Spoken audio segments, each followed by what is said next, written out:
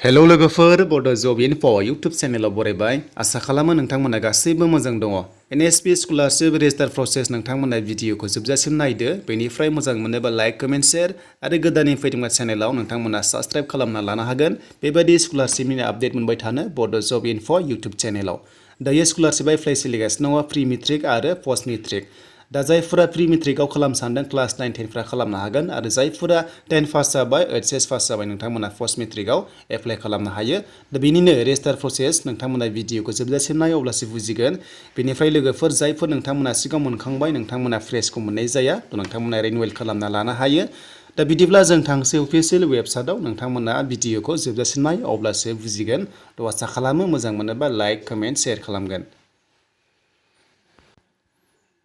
दायो लोगोफोर आं फैबाय अफिसियेल वेबसाइटआव दा बेनिफ्राय बेनि लिंकखौ मोनगोन डिसक्रिपसनाव चेक खालाम आरो बे जाबाय scholarships.gov.in NSPनि नोंथांमोना बेयाव फैनानै एप्लाइ खालामनो हायो आरो मा स्कलारशिप सफैदों नोंथांमोना बेयावनो गासैखौबो नायनो हायो एकाडेमिक इयारा 2021 आरो 22 ओंखारखाबाय दा बेखौ नायनोब्ला स्कलारशिपआ मा सफैदों नोंथांमोना बेखौ नायग्रोदो गिबियाव दा बेनिखायनो जोङो स्टेटआव नायग्रोनांगोन नोंथांमोना स्टेट स्किम्स नुनो मोनदों नैबे स्टेट स्किम्सआव थुनाय लोगो लोगो नोंथांमोना आसामाव थुबानो जाबाय दा आसामाव थुनाय लोगो लोगो नैबेयाव नुनो मोनदों pre matric scholarship for SC दा जोंनो बेखौ नाङा जों एसटिखौ नांगौ थ' बेखायनो जों एसटिखौ नायनोसै दा नुबाय नोंथांमोना प्रि मेट्रिक स्कलारशिप एसटि आरो बे अपेन थागोन एप्लाइआ 20 नभेम्बरसिम थागोन नोंथांमोना क्लास 9 10 सिम बेयाव एप्लाइ खालामनो हायो आरो नोंथांमोननि आर्जिनाया बोसोरारि 50,000नि बारा जानो मोननाय नङा अब्लासो बेयाव मोननाय जायो स्कलारशिपखौ क्लास 9 10 निया दा बेनिफ्राय नेक्स्टआव थांनोसै दानिया पस्ट मेट्रिक थ' पस्ट मेट्रिक नोंथांमोना बेयाव नुनो मोनदों बेबो 20 नभेम्बरसिम थागोन आरो बे जाबाय जायफोरा 10 पास जाबाय नोंथांमोना कलेज लेभेलाव नोंथांमोना एडमिसन लादोंबा थ' नोंथांमोना बे स्कलारशिपखौ एप्लाइ खालामनो हायो थ' आसा खालामो नोंथांमोना बुजिदों दा बेनि गाइडलाइन्स नायनोबा नोंथांमोना नैबाव नायनो हायो सोर मोननाय जायो सोर मोना बेखौ बेयाव गासैबो होजोबो नोंथांमोननि बोसोरारि आर्जिनाय एबा गार्जेननि आर्जिनाया 2,50,000नि बारा जानो मोना अब्ला मोननाय जाया बेनि गाहायाव जानांगोन अब्लासो मोननाय जायो थ' नोंथांमोना बेनि बागै भिडिअ नायनोब्ला नोंथांमोना डिसक्रिपसनाव भिडिअ मोनसे दङ डिटेल्स दंखायो गासैबो नोंथांमोना फारि फारि नायफिनबानो जाबाय दा बे भिडिअआ जाबाय लोगोफोर एप्लाइ एबा रेजिस्टार खालामनाय प्रसेस दा जों एप्लाइ खालामनोबा गिबियाव जों रेजिस्टार खालामनांगौ थ' बेनि उनावसो आइडि मोनोब्ला नोंथांमोना एप्लाइखौ खालामनानै लानो हायो बेनिफ्राय एप्लाइ खालामनायाव डकुमेन्टसा नांगौ जायो नोंथांमोननि एडमिसन रिसिप्ट एडमिसन डेट बेनिफ्राय फार्स्ट सार्टिफिकेट मार्कशीट आरो क्वालिफिकेसन गासैखौबो नांगौ जायो बेनिफ्राय इम्पर्टेन्टआ जाबाय नोंथांमोना थानांगोन बेनो जाबाय थ' इनकाम सार्टिफिकेट नोंथांमोना सार्कोल अफिसनिफ्राय लाना फैथारनांगोन मानोना बेखौ नांथारगौ थ' नोंथांमोना बेखौ प्रभाइड खालामनांगोन अनलाइन एप्लाइआव थ' बेनिफ्राय दानिया जों गोदाननिब्ला नोंथांमोना नैबे निउआव थुनांगौ नैबे निउ बेयाव थुदो थ' बेयाव आं थुबाय दायो लोगोफोर दा बेयाव जायफोरा गोदानै एप्लाइ खालामनो सानदों बेयाव नोंथांमोना रेजिस्टार खालामनांगोन दायो लडिं जागासिनो दङ नोंथांमोना रिफ्रेश खालामनाङा एसे टाइम लाखायो थ' बेयाव लडिं जागासिनो दङ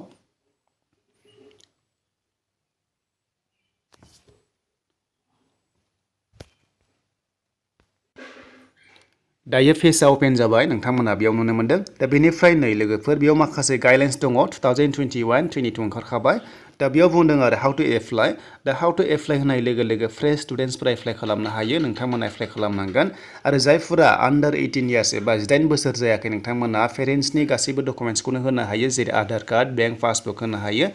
आरो लोगोफोर नोंथांमोना जेबो जिंगासिनांगौ गैया नोंथांमोना उनावहाय आपडेट खालामना लानो हागोन जेब्ला 18 इयार्स जायो बेनिफ्राय क्वालिफिकेसन सार्टिफिकेट बेखौ नांखाथारगौ आं खिन्थाखादोंमोन बेनिफ्राय एकाउन्ट नाम्बार बेनिफ्राय आइएफएससि कड नांथारगौ जायो मानोना नोंनि डाइरेक्ट बेंकआव हाबगोन नालाय फैसाया थ' बे गैयाब्लाबो एकाउन्ट नाम्बार गैयाब्ला नोंथांमोना गावनि पेरेन्ट्सनिखौनो होनानै लानो हायो थ' बेनिफ्राय आधार कार्ड गैयाब्ला नोंहा जुदि आधार कार्ड गैयाब्ला मा खालामनांगौनो थ' नोंथांमोना बनाफाइड स्टुडेन्ट सार्टिफिकेट लाना फैनांगोन कलेजनिफ्राय एबा स्कुलनिफ्राय नोंथांमोना लाना फैनांगोन आरो आधार कार्ड नोंथांमोना आपल'ड खालामनांगोन स्केन आरो कपि बेंक पासबुक होनांगोन दङब्ला आरो गैयाब्ला नोंथांमोना पेरेन्ट्सनिखौनो होनो हायो थ' बेनिफ्राय फिलआप खालामनाय प्रसेसखौ बेयाव होदों आरो डेट अफ बार्थ स्टेट डमिसाइल बेफोरखौ आसाम होनांगोन स्कलारशिपखौ नोङो मा केटेगरियाव खालामनो सानदों बेनो जाबाय नै दा मोननै दं नालाय प्रि मेट्रिकआव थायो लोगोफोर क्लास 1 निफ्राय 10 सिम थायो आरो जायफोरा पस्ट मेट्रिकआव खालामनो सानदों नोंथांमोना टप क्लास थायो आरो जेरै 11 जाहैबाय एचएस जाहैबाय बेनिफ्राय जेसांखिनि दङ नोंथांमोना बेयाव गोलैजोबगोन पस्ट मेट्रिकआव थ' नोंथांमोना बेखायनो जायफोरा कलेज फरायबाय नोंथांमोना पस्ट मेट्रिकखौसो सेलेक्ट खालामनांगौ बेनिफ्राय नोंथांमोना अफ स्टुडेन्ट बिदि दङ मबाइल नाम्बार इमेल आइडि नांथारगोन बेंक एकाउन्ट डिटेल्स नांगोन थ' बेबायदि नांगौ आरो थ' नोंथांमोना बेखौ नांजोबगौ बेनिफ्राय गाहायाव नोंथांमोना नैबे मोनथाम बक्सखौ बेयाव टिक मार्क होदो बेनिफ्राय कन्टिनिउआव थुना होदो थ' बे कन्टिनिउ थुनाय लोगो लोगोनो पर्टेला गेवना फैसिगोन दा गेवना फैबाय लोगोफोर नोंथांमोना नै बेबायदि दानिया सेलेक्ट खालामनांसिगोन थ' दानिया फ्रेश बियो दै लोगोफोर फ्रेश जागोन बियो जायफ्रा गोदानै खालाम सानदों थ' गिबियाव जोङो स्टेटखौ जोङो सेलेक्ट खालामनांगोन डमिसाइलाव जों बक्सआव बेयाव थुनांगौ नै आसामखौ होदो थ' आसामखौ होबाय दानिया स्कलारशिप केटेगरि आं बुंदोंमोन ना मोननै दङ थ' जायफ्रा कलेज फरायबाय नोंथांमोना दानिया पस्ट मेट्रिकआव नोंथांमोना होना होदो गाहायनि अप्सनाव थ' दानिया बेयाव नाम होदो नोंनि नाम बेनिफ्राय स्किम टाइपआ जाबाय जोंना स्कलारशिप स्किम जायो बेखायनो जों बेयाव होदो थ' बेनिफ्राय डेट अफ बार्थखौ नोंथांमोना बेयाव बक्सआव थुनानै सेलेक्ट खालामदो बेनिफ्राय दानिया नेक्स्टआव जेन्डार थ' बेबायदि फैयो आरो थ' दानिया नोंथांमोना जेन्डारखौ बेयाव सेलेक्ट खालामदो बक्सआव दा जों जेन्डारखौ बेयाव होबाय मबाइल नाम्बारखौ होथारनांगोन इमेल आइडि होनांगोन बेनिफ्राय बेंक आइएफसि कड थ' नोंथांमोना बेखौ होनांगोन जेरै हमना ला एग्जाम्पल होनोसै एसबिआइ बा थ' नोंथांमोना एसबिआइ थ' बेबायदि थायो जेरै उदालगुरिनिखौ होबाय आङो थ' नोंथांमोना बेबायदि आइएफसि क'डखौ मोजाङै मोजां होनांगोन थ' नोंथांमोना फिन खनसेबाव कनफार्म खालामबावनांगोन थ' बेबायदि होनांगोन आरो आं जास्ट एग्जाम्पल होबाय नोंथांमोना बेखौ मोजाङै मोजां फिलआप खालामबानो जाबाय जाहाथे जेबो प्रब्लेम जायै बायदि थ' बेनिफ्राय दानिया जोंहा थांसै आइडेन्टिफिकेसन डिटेल्स थ' बेयाव जोङो दानिया मा आइडि हरो आधार कार्ड दङ एनरलमेन्ट आइडि दङ थ' बेंक पासबुक दङ थ' नोंथांमोना जायखौ दङ बेखौ हरबानो जाबाय आधार कार्ड जोङो बेखौ होबाय थ' बेनिफ्राय दानिया केपसा थ' केपसा जेरै दङ नोंथांमोना केपसाखौ नोंथांमोना बेयाव होनांगोन जुदि नोंथांमोना केपसाखौ नैबेखौ सिनायाबा नोंथांमोना नैबे रिफ्रेस आउट अब्लानो बियो चेन्ज जागोन दायो आं बेयाव थुनोसै